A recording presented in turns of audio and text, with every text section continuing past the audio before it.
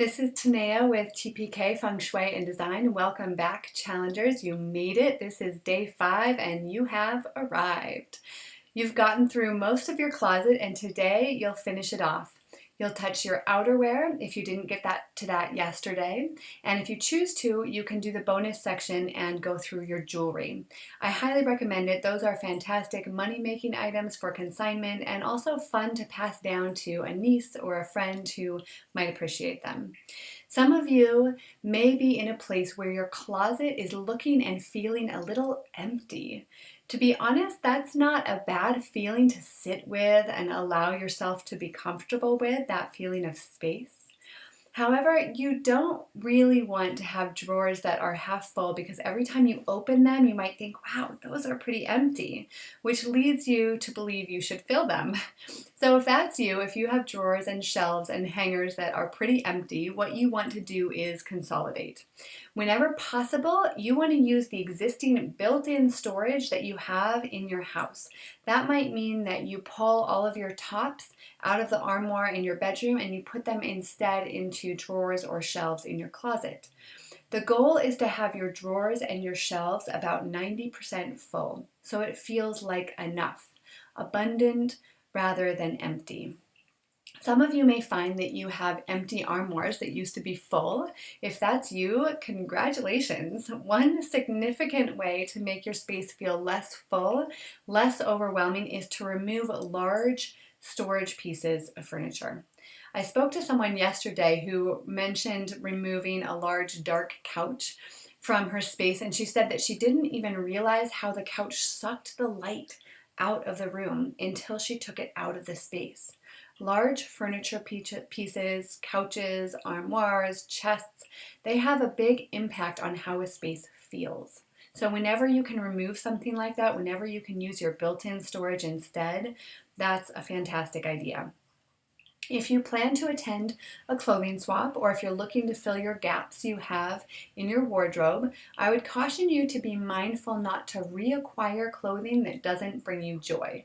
If you forget in the excitement of swapping or shopping that you're supposed to be listening to your joy, then be sure you touch every item to see if it makes you happy before you integrate it into your closet. The last step, and perhaps the most important, is to make sure those bags of clothing don't languish in your house or in your car. All the clothing that you've thanked that doesn't bring you joy, send them on their way with thanks as soon as you are able. I cannot discount the importance of this step. When that stuff just sits around in the garage or in your entryway or in your basement, all of those items are still energetically attached to you, weighing you down, making it harder to accomplish what you want. The last thing you want to do after spending all that time, all that effort, is to hold on to the old energy and all that stuff that no longer serves you. Because when you release it fully, when you no longer have it in your space, when you've thanked it and let go of it, that's the time when you are allowing new opportunities to come into your life. I imagine you're already feeling the effects of lightening your load, right? Filling your closet in particular with only the clothing that brings you joy will give you more confidence in all areas of your life. Because you've made it easier to find something that you love to wear every morning, you will find that your decision-making process in all of these aspects of your life will get easier as well, more directional. Don't forget about our live call to close out the closet challenge. I will be at your service for up to an hour and 15 minutes. This is a great opportunity to ask questions, to get advice, to share your challenges, to hear what other people are struggling with. You can make a lot of progress by talking through your wins or your struggles or the places where you feel a little stuck. I look forward to connecting with you, with those of you who can make it. For those of you who can't make it live, there will be a replay you can listen to after the fact. This process that you've gone through is the start of what will become a much larger inspiration for some of you to surround yourselves in your entire home only by the things that bring you joy. Imagine how different life would be if that were true. Not only would you feel more joyful every day, surrounded by those things, but your kids, your loved ones, your visitors would see what you love, would see what's important to you. It would be clear. Your possessions would inspire heartfelt conversations and questions that would illuminate your authentic self so that people knew more about you. With only the joyful things in your home, you feel more inspired, lighter, less weighed down. You get more clear about what you love. Those things come into focus, and it allows you to focus your attention on those things because there's less extra stuff going on in the background. This stuff inherently requires your time and your energy, which means that with less of it, you have more time and more energy. You have less visual clutter, which means you can think more clearly. With less stuff, you need less space to house it, which means you can downsize or feel less crowded by your things or afford a home that is in much better shape that will require less of your attention going forward. The real long-term effects of surrounding yourself only by joyful things is immense. It means more time, focus, money, clarity, inspiration.